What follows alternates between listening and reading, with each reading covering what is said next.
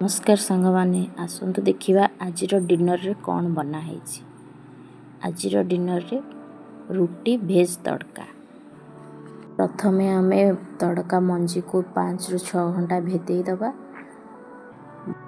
कि 4-5 थर भल भाव धोई दबा तार अलिया सब बाहरी जीवो। तापर गोटे प्रेशर नबा प्रेशर रे सब तड़का मंजी को रखिबा किछि पानी दबा किछि पानी दे कि स्वाद अनुसार लुण स्वाद अनुसार हल्दी भी दे दबा 4-5 बूंदा सोरिष तेल दे दबा। तापर प्रेशर को बंद कर नबा गैस लगे कि 4 ରୁ 5 सीटी दे दबा।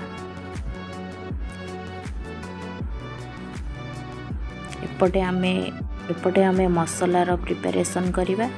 एठी 10 ରୁ 15 रसुण पाखड़ा अदा लंका टमाटो नहीं 2टी पियाज छोट छोट करी काटी नहीं सबको छोट छोट करी काटी नबा।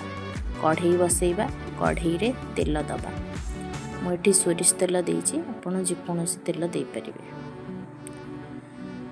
किछि गोटा मसला दबा जीरा दबा जीरा हे गले कंचा लंका दबा रस अदा कटा दबा छोट छोट करी जो अदा कटा हेतिला ताकू दबा। तापरे रसुण जो छोट छोट करी कटा हेतिला ताकू दबा। तापरे टिके भाजी नबा टिके भाजी हेले पियाज आधरे दबा पियाज को टिके भाजी नबा।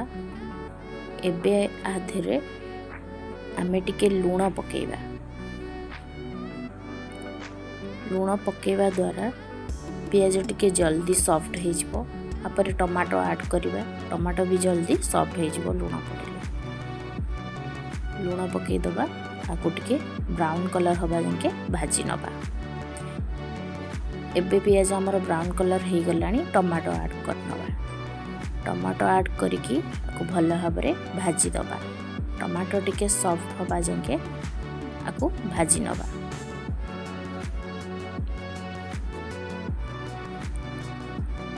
घोड़े दबा घोड़े टमाटो टिके सॉफ्ट हो टमाटो सॉफ्ट हो आसलानी काश्मीरी लंका गुंड हलदी गुंड देइथिली से कम हलदी गुंड दउची जीरा गुंड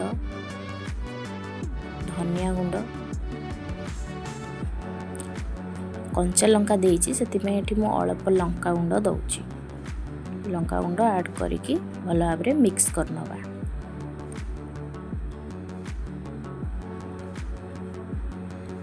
को भल भाबरे बे मिक्स करि नबा। धीरे टिके गरम मसला मु देइची आपण चाहिले अलग सब्जी मसला दे परिबे चिकन मसला दे परिबे मु केवल एठी गरम मसला दउची भल भाबरे मेल्ट हवा जाके कसिबा।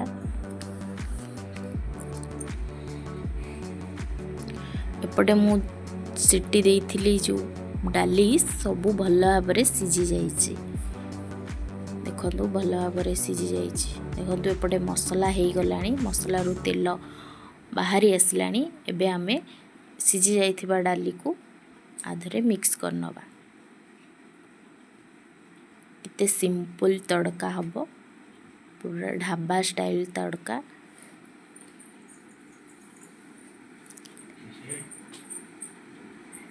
देखंतु एबे हम तड़का प्रस्तुत आ धीरे कस्तूरी मेथी देकी 2 मिनिट फुटिबा पई दे दबा। आपण चाहिले को आउ टिके सुखा करि परिबे हमें लेट रे खाइबू सेति पई ये सुखा हेइ जिवो ऑटोमेटिक डाली अछि। जदि सांग संगे खाइबा को चाहन जदि टिके सुखा करिवे। देखंदो हम तड़का बे प्रस्तुत। Thank you for watching video. धन्यवाद।